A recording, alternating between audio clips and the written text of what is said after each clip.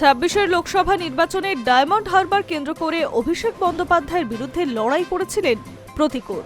ঘটনাচক্রে বছর দুয়েক পর সেই বিরোধী অভিষেকই হলেন রাজনৈতিক সহযোদ্ধা। তৃণমূলের সর্বভারতীয় সাধারণ সম্পাদকের উপস্থিতিতে তৃণমূলে যোগ দিলেন প্রতিকূর রহমান। দক্ষিণ ২৪ পরগনার আমতলার দলীয় কার্যালয়ের সামনে দাঁড়িয়ে সাংবাদিকদের মুখোমুখি হন তারা।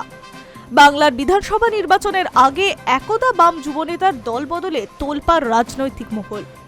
সপ্তাহখানেক ধরে প্রতিকূর রহমান আলোচনার কেন্দ্রবিন্দু।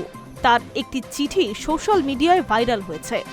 ওই চিঠিতে প্রতিকূর রাজ্য কমিটি, জেলা কমিটি, এমনকি দলের প্রাথমিক সদস্য পদ থেকে অব্যাহতি চাওয়ার কথা উল্লেখ করেন। সিপিএম এর গঠন অনুযায়ী তাকে দল থেকে বহিষ্কার করা যেত, তবে সে পথে হাঁটেননি আলিমুদ্দিন। পরবর্তীতে কৌশলী সিদ্ধান্ত নিয়েছে রাজ্য কমিটি। প্রতিকূরের চিঠির পরে দলের একাংশ তাকে রাখার জন্য সক্রিয় হয়। যোগাযোগ করেন বর্ষিয়ান নেতা বিমান বসুর সঙ্গে। 2 দিনের রাজ্য কমিটির বৈঠক শেষে শুক্রবার সাংবাদিক বৈঠকে মোহাম্মদ সেলিম দাবি করেন, প্রতিকূরের দলত্যাগের খবর যেন সন্তান হারানোর খবরের মতো। তিনি নিজেও নাকি বিদ্রোহী প্রতীককে ফের আলিমুদ্দিন মুখী করার চেষ্টাও করেছিলেন, অবশ্য তাতে লাভ হয়নি। পরবর্তীতে দলের পক্ষকেশ নেতাদের বিরুদ্ধে ক্ষোভ উগরে দিয়েছিলেন। সেই সময় থেকে শোনা যাচ্ছিল তৃণমূলের এক সাংসদের সঙ্গে নাকি নিয়মিত যোগাযোগ রাখছেন প্রতিকূর। সঙ্গে নানা আড্ডা ক্ষেত্রেও দেখা গিয়েছে তাকে।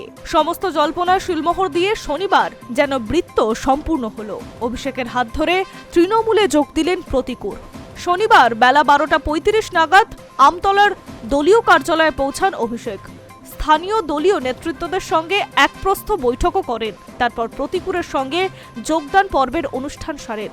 শোনা যাচ্ছে আবারও 2 বাম যুবনেতা সৃজন ভট্টাচার্য এবং দীপশিতা ধরো নাকি জল মাপছেন। প্রতিকূরের দেখানো পথে হেঁটে তারাও কি ভোটের মুখে দলবদলের সিদ্ধান্ত নেবেন? সেই প্রশ্ন আপাতত রাজনীতির অন্দরে ঘুরপাক খাচ্ছে।